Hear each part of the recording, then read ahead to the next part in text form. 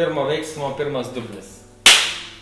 Labas visiems, Tadas mano vardas, šiandieną aš ne vienas, šalia manęs žmogus, kuris pats prisistatys ir jo vardas yra... Gytis. Ką Gyti čia veikia šį vakarą su manimi? Na, mane iškvietė iš tikrųjų dėl tokio labai svarbaus tikslo. Taip. Tai yra pagaminti valgyti.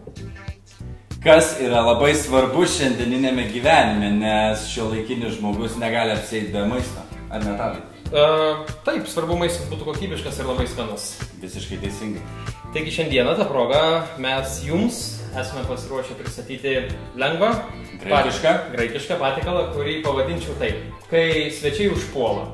Netikėtai, kai jie užpuola ir tiesiog daug jėgų nereikalaujantis patiekalas su labai nedaug ingredientų. O ingredientai šiam patiekalui yra reikalingi būtent šie. Tai yra česnakas, sūris, krevetės, pomidorai be savo odelių. Be odelių. Alyvuogės. Taip pat naudosime prieskonius. Juodieji maltieji pipirai rustika bei Provanso žolelės. Ir naudosime ekstra aliejų, alyvuogių aliejų. Labai nekalta. Labai ekstra virgin aliejų. Taip. Pradedam, ar ne? Pradėkime. Tai pradėk. Gerai.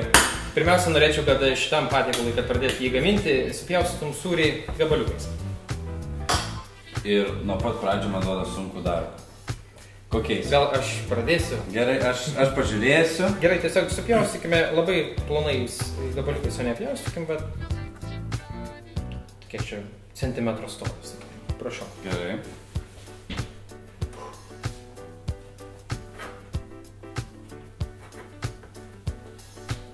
Tai dabar Gyti, tu man pasakyk, kol pjaustai ir neturi ką veikti čia per daug. Taip. Tu dainininkas ar tu kulinaras? Dainuojantis ne kulinaras. Dainuojantis ne kulinaras. Tikrai ne. Bet prie geros kompanijos visai smagu išsikepti su muštiniu. Netgi taip. Mėgsti labiau juos, kai yra duona kvadratinė, vadinamoji forminė, ar tiesiog tas batonus įprastas? Na, dažniausiai naudoju pigesnį maistą. Tai... Rinkėsi cento? Be abejo. Supratau. Gerai, sūris supjaustytas, jis keliauja į mūsų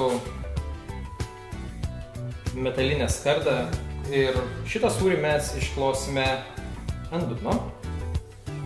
Saulius paima stambų planą ir parodo, kaip aš tai darau.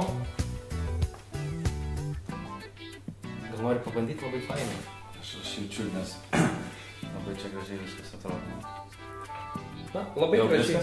Ne, tai gali daugiau dėti. Čia galima ant viršaus. Taip, galima dėti ant viršaus. Tiesiog reikėtų uždengti tą pagrindą, sakykime, kad nematytume skardos dugno.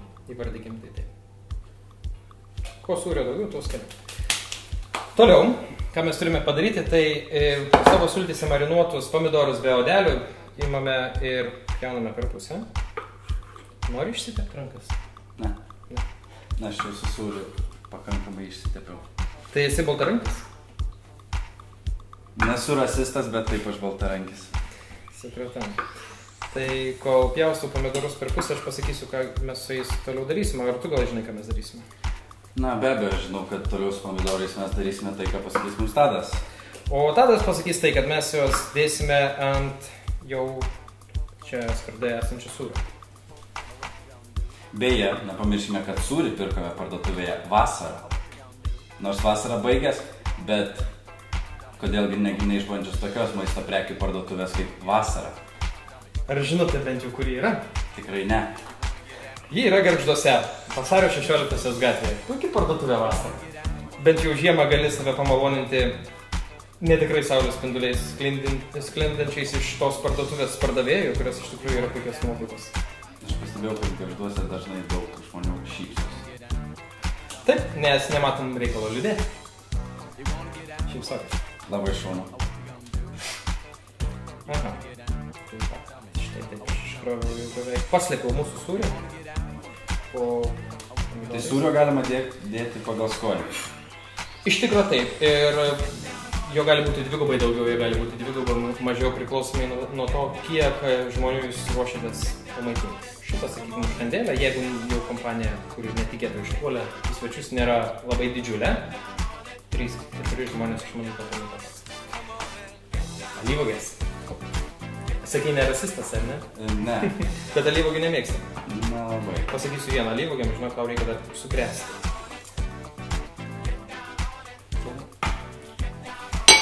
Kol čia sėdi be darbo, iš tikrųjų galėtum nulupti keletas skiltelių česnako. Kol gytis tai daro.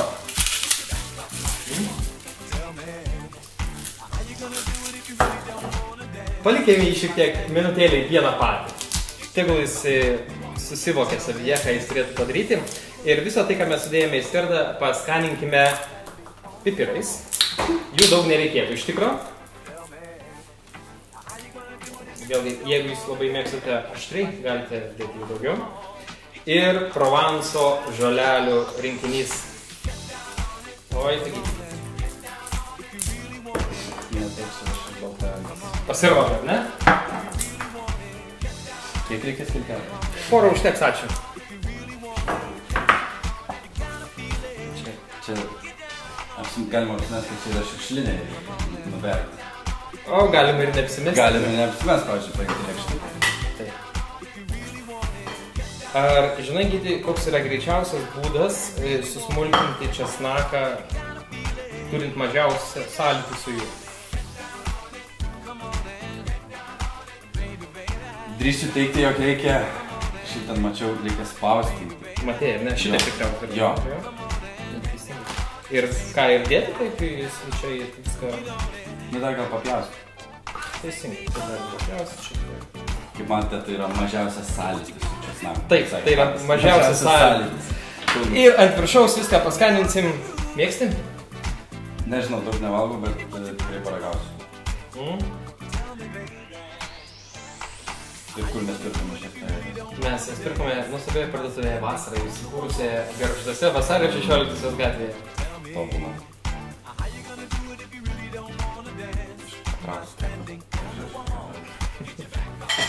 Būtinai.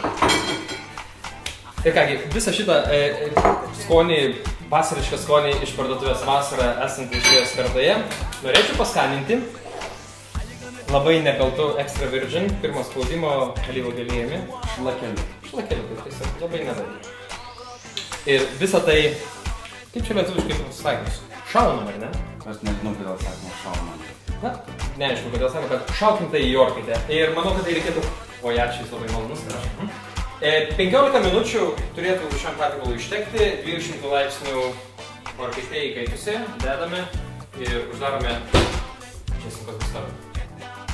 Kągi, antroji patikalo gamybos dalis, mums jai reikės vienos didelės rankos ir komplektų didelių pirštų ir gražios lėkštės, į kurią mes dėsime patikalą, kuris dar kol kas kepa, bet kiek aš žinau, Gytis turi kažko paklaus manęs.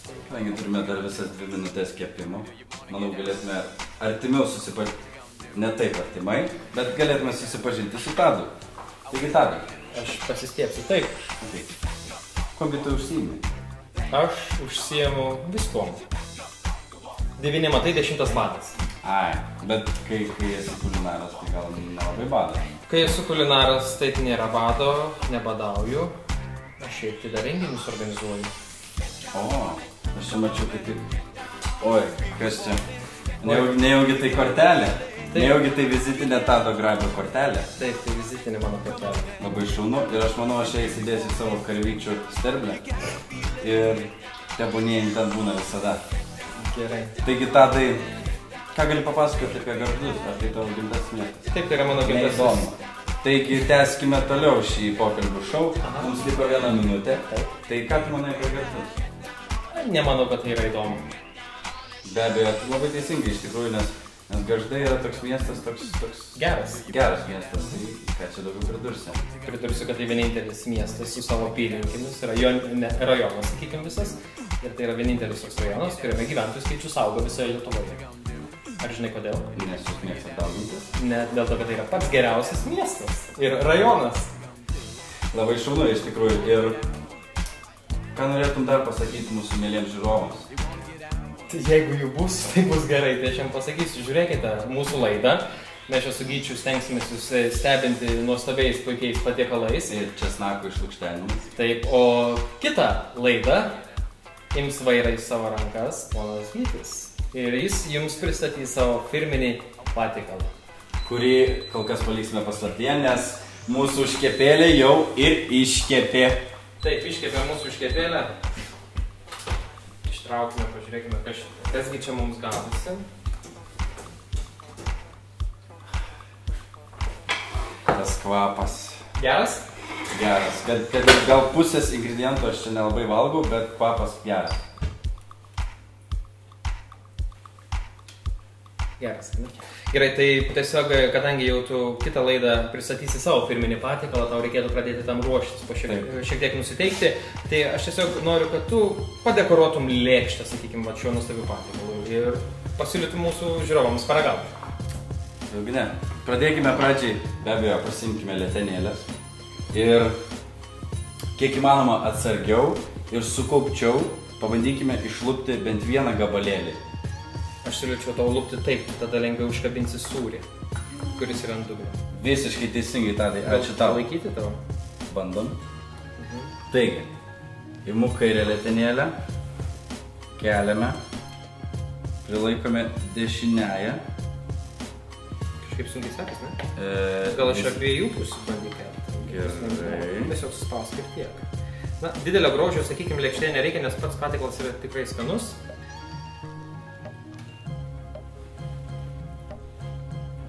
Atsakingai kaip per egzaminą. Kadangi, kad viskas matytųsi, aš čia specialiai šiek tiek